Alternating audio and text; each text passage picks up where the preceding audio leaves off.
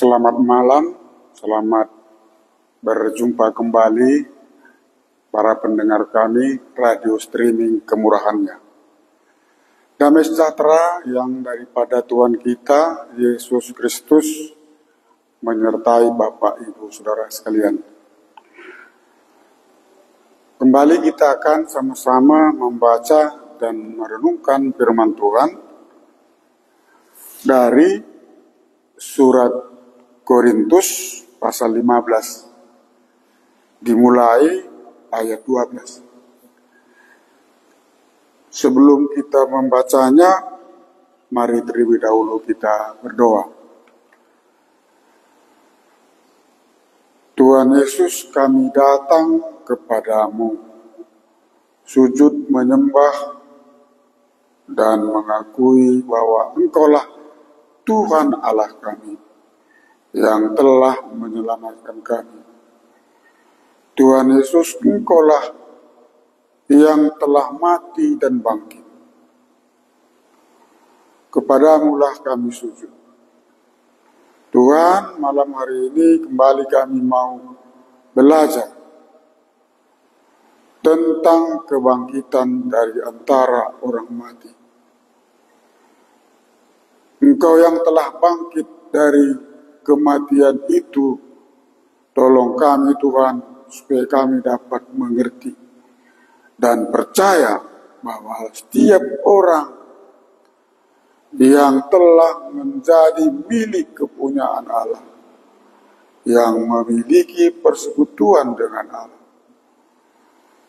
akan dibangkitkan sebagaimana Tuhan kami itu telah bangkit dari kematian. Tolong kami Tuhan, khususnya hamba yang di depan ini yang membacakan firman-Mu. Kiranya Tuhan yang memberkati kami dan para pendengar kami memperoleh berkat dari perkataan-Mu. Terima kasih Tuhan Yesus, terpujilah nama-Mu. Amin.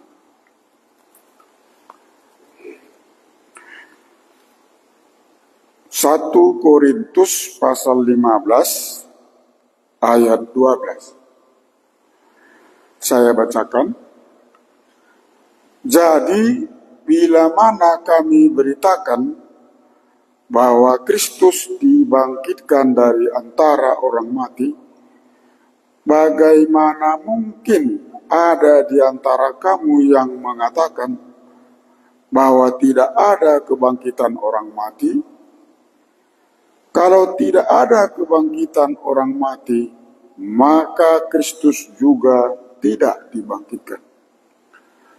Tetapi, andai kata Kristus tidak dibangkitkan, maka sia-sialah pemberitaan kami, dan sia-sialah juga kepercayaan kamu. Lebih daripada itu, kami ternyata berdusta terhadap Allah. Karena tentang Dia kami katakan bahwa Ia telah membangkitkan Kristus, padahal Ia tidak membangkitkannya. Kalau andai kata benar bahwa orang mati tidak dibangkitkan. Sebab jika benar orang mati tidak dibangkitkan, maka Kristus juga tidak dibangkitkan. Dan jika Kristus tidak dibangkitkan, maka sia-sialah kepercayaan kamu, dan kamu masih hidup dalam dosamu. Demikianlah binasa juga orang-orang yang mati dalam Kristus. Jikalau kita hanya dalam hidup ini saja menaruh pengharapan kepada Kristus, maka kita adalah orang-orang yang paling malang dari segala manusia. Tetapi yang benar ialah bahwa Kristus telah dibangkitkan dari antara orang mati sebagai yang sulung dari orang-orang yang telah meninggal. Sampai di sini pembacaan kita. Bapak Ibu Saudara sekalian, dalam bagian ini kita akan melihat bagaimana Rasul Paulus menceritakan tentang kebangkitan. ayat 12, jadi bila mana kami beritakan bahwa Kristus dibangkitkan dari antara orang mati, bagaimana mungkin ada di antara kamu yang mengatakan bahwa tidak ada kebangkitan orang mati? Rupa-rupanya di antara jemaat Korintus ada yang mengatakan bahwa tidak ada kebangkitan orang mati. Bapak, Ibu, Saudara sekalian, jikalau kita tanya hati kita yang terdalam, apakah kita percaya ada kebangkitan? Kalau kita menerima ada kebangkitan dari antara orang mati, apanya yang bangkit? Di sini, di antara jemaat Korintus, ada yang mengatakan bahwa tidak ada kebangkitan orang mati. Yang dia maksud di sini, yang bangkit hanya rohnya saja, atau yang bangkit hanya jiwa dan rohnya saja, tetapi tubuhnya tidak bangkit. Maka Rasul Paulus mengingatkan akan berita yang telah dia sampaikan kepada jemaat Korintus. Jadi bila mana kami beritakan bahwa Kristus dibangkitkan dari antara orang mati, bagaimana mungkin ada di antara kamu yang mengatakan bahwa tidak ada kebangkitan orang mati? Bapak, Ibu, Saudara sekalian, apa yang telah disampaikan oleh Rasul Paulus bisa kita lihat di ayat yang di atasnya, misalnya ayat 3.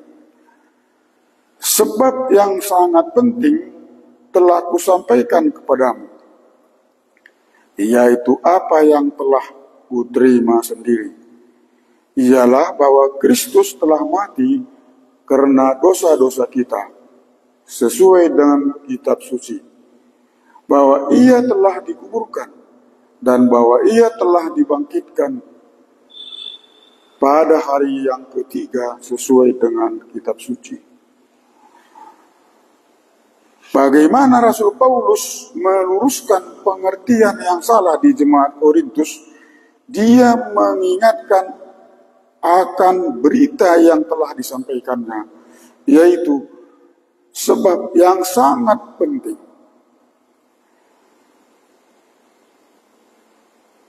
Telah kusampaikan kepadamu, yaitu apa yang telah kuterima sendiri.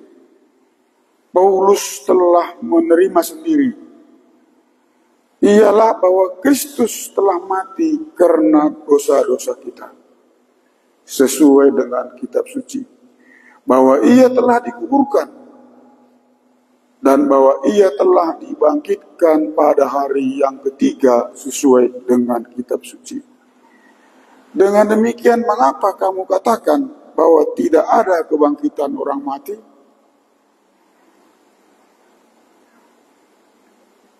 Bapak, Ibu, Saudara sekalian, inilah Injil yang diberitakan Rasul Paulus, bahwa Kristus telah mati dan bangkit. Apanya yang bangkit? Kalau kita lihat, misalnya di Kisah Para Rasul, pasal 1, ayat 3. Di sini dikatakan, kepada mereka ia menunjukkan dirinya setelah penderitaannya selesai, dan dengan banyak tanda ia membuktikan bahwa ia hidup. Sebab selama 40 hari ia berulang-ulang menampakkan diri dan berbicara kepada mereka tentang kerajaan Allah. selama 40 hari setelah kebangkitannya, ia menampakkan diri dan berbicara kepada murid-muridnya. Ini juga suatu bukti bahwa Tuhan Yesus telah bangkit dari kubur. Dia berjalan-jalan selama 40 hari, menampakkan diri kepada murid-murid. Apakah itu rohnya yang berjalan-jalan? Tentu tubuhnya yang bangkit itu. Bapak Ibu Saudara sekalian, jikalau kita tidak percaya akan kebangkitan, tidak ada kebangkitan, maka di sini disebutkan, kecuali kalau kamu telah sia-sia menjadi percaya. Karena kita tidak sampai memikirkan bahwa ada kebangkitan dari antara orang mati. Sebagaimana Tuhan kita itu telah bangkit dari antara orang mati. Dia juga telah menampakkan diri kepada Kefas, kepada ke-12 murid-muridnya. Ya, kalau kita juga melihat, misalnya di Injil Yohanes, bagaimana Tuhan Yesus menampakkan diri kepada Thomas.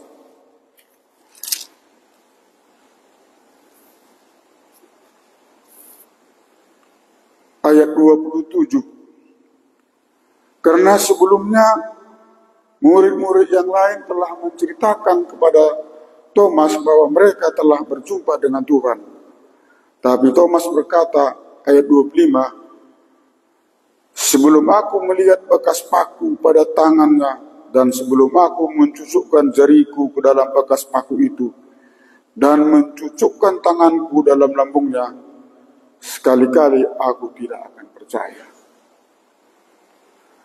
Maka kemudian setelah 8 hari kemudian, Tuhan Yesus kembali menampakkan diri di depan murid-muridnya. Ayat 27, kemudian ia berkata kepada Thomas, Thomas, taruhlah jarimu di sini, dan lihatlah tanganku. Ulurkanlah tanganmu, dan cucukkanlah ke dalam lambungku, dan jangan engkau tidak percaya lagi, melainkan percayalah. Tuhan Yesus menunjukkan, menampakkan diri kepada murid-murid, khususnya kepada Thomas.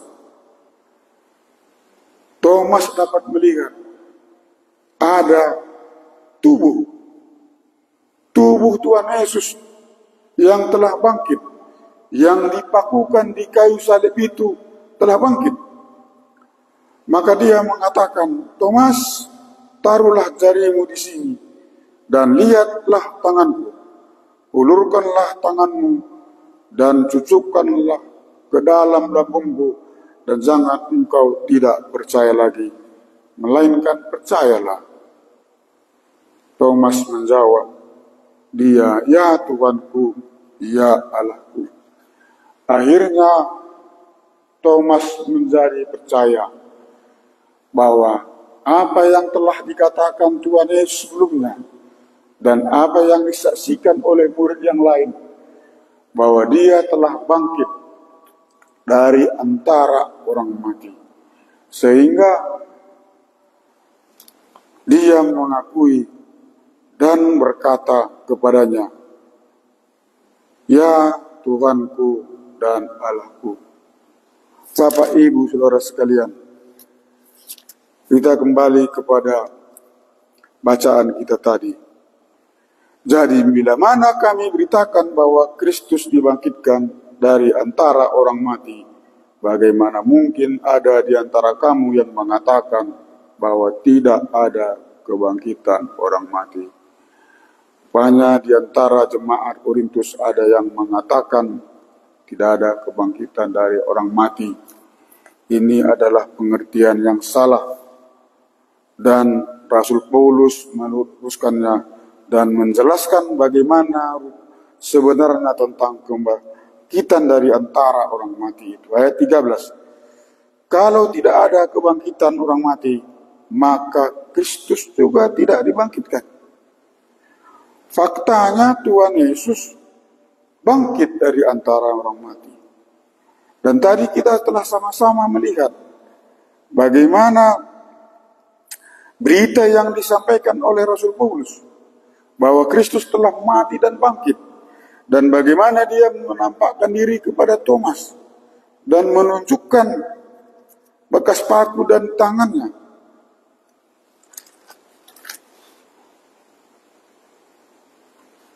Bapak, Ibu, Saudara sekalian yang dikasihi Tuhan, kebangkitan Yesus Kristus adalah dasar iman, dasar kekristenan. Sehingga ini sangat penting. Kemudian kalau kita lihat pada ayat 14, tetapi andai kata Kristus tidak dibangkitkan, maka sia-sialah pemberitaan kami, dan sia-sialah juga kepercayaan kami.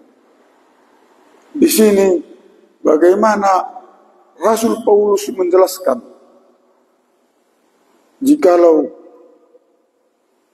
kita tidak bisa menerima kebangkitan dari antara orang mati, maka sia-sialah pemberitaan para rasul.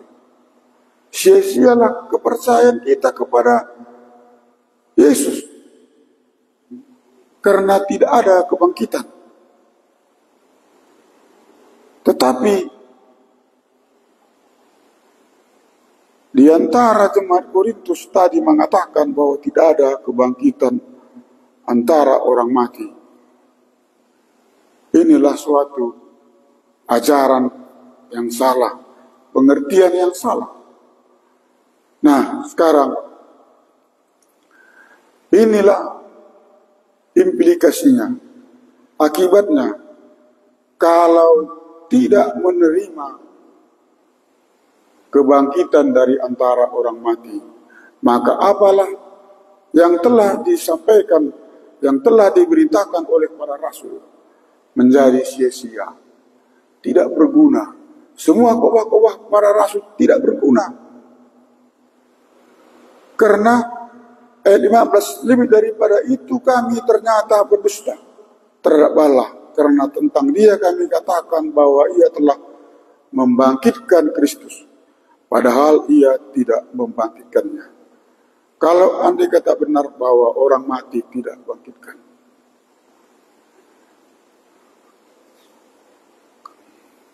sia-sia jugalah kepercayaan kamu. Dan kamu masih dalam dosamu. Jikalau Kristus tidak dibangkitkan, maka semua orang yang percaya kepada Kristus menjadi sia-sia. Tidak berguna. Karena tidak ada bedanya dengan orang-orang yang tidak percaya. Jikalau tidak ada kebangkitan, maka orang-orang Kristen, orang yang percaya, menjadi yang paling malang di antara segala manusia, karena dia mempercayai kebohongan.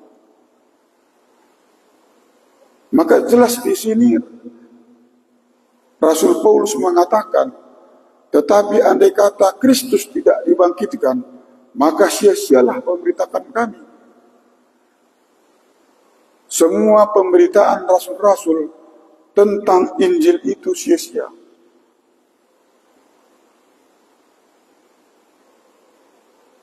Tidak berguna. Tapi yang benar ialah bahwa Kristus telah dibangkitkan dari antara orang mati sebagai yang sulung dari orang-orang yang telah meninggal. Tetapi yang benar ialah bahwa Kristus telah dibangkitkan dari antara orang mati sebagai yang sulung. Apa maksudnya sebagai yang sulung? Sebagai yang pertama dari orang-orang yang telah meninggal. Artinya akan ada menyusul setelah kedatangan Tuhan yang kedua kali. Tetapi yang benar ialah bahwa Kristus telah dibangkitkan dari antara orang mati sebagai yang sulung dari orang-orang yang telah meninggal. Kristus yang pertama yang sebagai sulung dan sebagai contoh yang dibangkitkan dari antara orang mati. Maka pada waktu kedatangan Tuhan nanti juga orang-orang yang telah meninggal, yang percaya dalam Kristus Yesus akan dibangkitkan. Jika kita mengaku bahwa Tuhan kita Yesus Kristus telah bangkit dari antara orang mati, maka kita juga beriman bahwa aku akan juga dibangkitkan sebagaimana Tuhan kita itu telah bangkit dari kematian. Inilah kebenaran firman Tuhan. Tetapi yang benar ialah bahwa Kristus telah dibangkitkan di antara orang mati sebagai yang sulung dari orang-orang yang telah meninggal. Jadi setiap orang yang percaya akan dibangkitkan juga nanti dari kematian. Sebagaimana Tuhan Yesus sendiri mengatakan kepada Marta dan Maria di Yohanes pasal 11 ayat 25. Akulah kebangkitan dan hidup. Barang siapa percaya kepadaku akan hidup walaupun dia telah mati. Dan inilah jaminannya bahwa Tuhan Yesus lah jaminannya bahwa dia yang telah bangkit dari antara orang mati. Maka semua orang yang percaya kepadanya, yang memiliki persekutuan dan Kristus, yang telah menjadi milik kepunyaan Kristus, juga akan dibangkitkan dari antara orang mati. Bapak, Ibu, Saudara sekalian, dari pembacaan kita ini, apa yang dapat kita simpulkan? Bahwa di antara jemaat Korintus ada yang mengatakan bahwa tidak ada kebangkitan dari antara orang mati. Sehingga Rasul Paulus mengingatkan akan berita yang dia sampaikan, Injil yang dia sampaikan kepada jemaat Korintus, yaitu bahwa Kristus telah mati karena dosa-dosa kita sesuai dengan kitab suci, dan bahwa ia telah dikuburkan, dan bahwa ia telah dibangkitkan pada hari yang ketiga sesuai dengan kitab suci. Kalau tidak ada kebangkitan, maka Kristus juga tidak dibangkitkan. Faktanya, Yesus Kristus telah dibangkitkan dari antara orang mati. Kalau kita menolak kebangkitan dari antara orang mati, apalah gunanya para rasul, terutama Rasul Paulus, memberitakan Injil Allah, Injil Yesus Kristus, bahwa dia yang telah mati dan telah bangkit dari antara orang mati. Bahwa Yesus Kristus yang telah mati karena pelanggaran kita dan yang telah dibangkitkan untuk membenarkan setiap orang yang percaya kepadanya. Jikalau Kristus tidak dibangkitkan, maka sia-sialah kepercayaan kamu dan kamu masih hidup dalam dosamu. Kebangkitan Yesus Kristus dari antara orang mati menunjukkan bahwa dialah kebenaran, bahwa dialah Allah. Sehingga setiap orang yang ada di dalam Kristus akan dibenarkan oleh Allah. Bapak, Ibu, Saudara sekalian, kesimpulannya ayat 20. Tetapi yang benar ialah bahwa Kristus telah dibangkitkan dari antara orang mati sebagai yang sulung dari orang-orang yang telah meninggal. Kalau kita mengaku bahwa Yesus Kristus telah bangkit dari antara orang mati, maka kita juga yang memiliki persekutuan dengan Kristus, yang telah menjadi milik kepunyaan Allah, akan dibangkitkan, akan dihidupkan, sebagaimana Kristus Tuhan kita itu telah bangkit dari kematian. Dia juga telah mengatakan, akulah kebangkitan dan hidup. Barang siapa percaya kepadaku, ia akan hidup walaupun telah mati. Inilah pengharapan orang Kristen. Inilah iman dan pengharapan bagi setiap orang yang percaya kepada Yesus Kristus. Bahwa kita berharap akan dihidupkan, dibangkitkan dari antara orang mati, sebagaimana Tuhan kita itu telah bangkit dan hidup. Jikalau kita tidak menerima kebangkitan, maka kitalah yang paling malang di antara manusia. Karena pengharapan kita hanya sebatas dunia ini. Maka disebutkan tadi di sini ayat 19, jikalau kita hanya dalam hidup ini saja menaruh pengharapan pada Kristus, maka kita adalah orang-orang yang paling malang dari segala manusia. Dan iman kita tidaklah sempurna. Kita menjadi sia-sia saja menjadi percaya. Karena Injil yang sesungguhnya adalah bahwa Kristus telah mati karena dosa-dosa kita. Untuk menebus dosa kita. Bahwa ia telah dikuburkan. Dan bahwa ia telah bangkit dari antara orang mati. Sesuai dengan kitab suci. Dengan demikian, semua orang yang ada di dalam Kristus nanti juga akan dibangkitkan dari kematian pada waktu kedatangan Tuhan kita Yesus Kristus yang kedua kali. Tetapi yang benar ialah bahwa Kristus telah dibangkitkan dari antara orang mati sebagai yang sulung dari orang yang telah meninggal, sebagai yang pertama dan sebagai contoh, dan selanjutnya akan menyusul murid-murid atau setiap orang yang telah percaya pada waktu akhir zaman, pada waktu kedatangan Tuhan yang kedua kali. Bapak, Ibu, Saudara sekalian, demikianlah pembacaan kita pada malam hari ini.